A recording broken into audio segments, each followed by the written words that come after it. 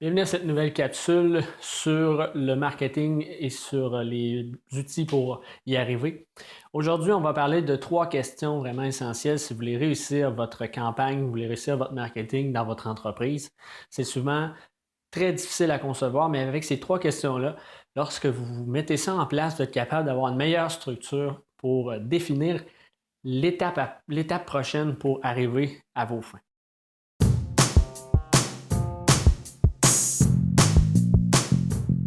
Donc, en fait, on va commencer par la première question qui est qu'est-ce qui n'a pas fonctionné l'an passé? Alors, si on débute en début d'année et on se dit pourquoi on n'a pas réussi à avoir tel contrat?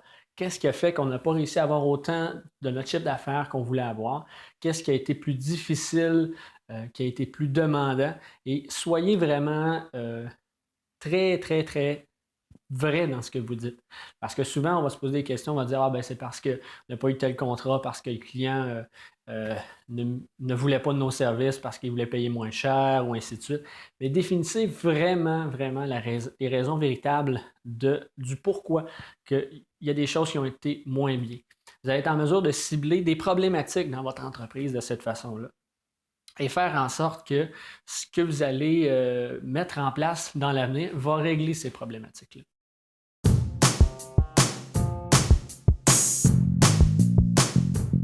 La deuxième question que vous devez vous poser maintenant est une question que tout le monde a de la difficulté à répondre et c'est qu'est-ce qui vous différencie? Si vous avez de la difficulté à répondre à cette question-là, vous devez immédiatement travailler à trouver cette facette-là qui vous différencie de vos compétiteurs et des autres entreprises dans le même domaine ou à l'extérieur. Pourquoi? Parce que c'est ce qui va vous permettre d'avoir une valeur ajoutée au niveau de votre entreprise lorsque vous allez aller rencontrer des clients. Et c'est peut-être ce qui a été demandé, qui a été refusé, qui a fait que vous avez été refusé pour un contrat, par exemple, ça a été plus difficile sur certaines ventes parce que votre compétiteur avait cette valeur ajoutée-là que vous n'aviez pas. Donc, travaillez et offrez vraiment quelque chose de différent de vos compétiteurs. Et si vous l'avez et que vous sentez que vous ne l'avez pas mis assez de l'avant, travaillez à ce que vraiment on puisse le voir sur votre site web, sur vos publications papier, sur les réseaux sociaux. Faites en sorte de vraiment mettre de l'avant cette valeur ajoutée-là. Vous en serez gagnant.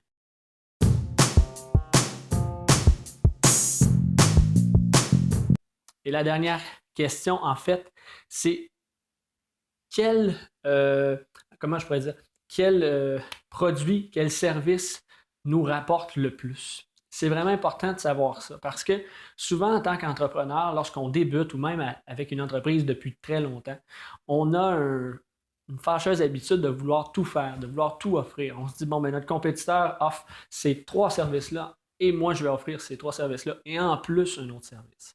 La problématique, c'est qu'à un moment donné, on s'éparpille sur une quantité phénoménale de services et on n'offre pas un bon service sur chacun de ceux-ci. Ce que je vous invite à faire, c'est de peut-être travailler à voir les services qui vous rapportent le plus pour votre entreprise ou les produits qui vous rapportent le plus et de mettre l'emphase sur chacun de ceux-là. En prendre peut-être 3 de ceux-là. Je vous donne un exemple. Lorsque Steve Jobs est revenu à la tête d'Apple au début des années 2000, il y avait tout près de 300 produits qu'Apple faisait. Il a pris ça et il les a réduits à environ 30 produits. Et il a dit, on va mettre sur chacun des produits une équipe hors pair qui va travailler au branding, qui va travailler à la commercialisation, qui va travailler au look de chacun de ces produits-là pour en faire des produits qui aujourd'hui vont se vendre partout dans le monde. C'est ce que vous devez faire avec votre entreprise, de vraiment cibler dans ce qui vous rapporte et dans ce que vous êtes bon. Et par la suite, de vraiment prendre une équipe, de vraiment prendre une bonne gestion et mettre plus d'emphase sur ces produits-là. C'est les 3 questions qui sont importantes de se poser pour vraiment retravailler votre marketing pour votre entreprise. Et je vous le dis, faites ce petit exercice-là, mettez ça sur papier et refaites-le chaque année. Il y a plusieurs entreprises qui font ça, ils disent je l'ai fait il y a 5 ans, le marché a changé depuis 5 ans, ce n'est plus la même chose. Alors travaillez vraiment à faire en sorte que chaque année, vous vous posez ces questions-là et vous allez voir que vous allez évoluer avec le marché et vous allez offrir un meilleur résultat sur des meilleurs produits, des meilleurs services sur ce que vous avez en réalité de vos compétiteurs. Ça va se faire facilement et automatiquement. Donc, je vous invite à essayer ces 3 questions.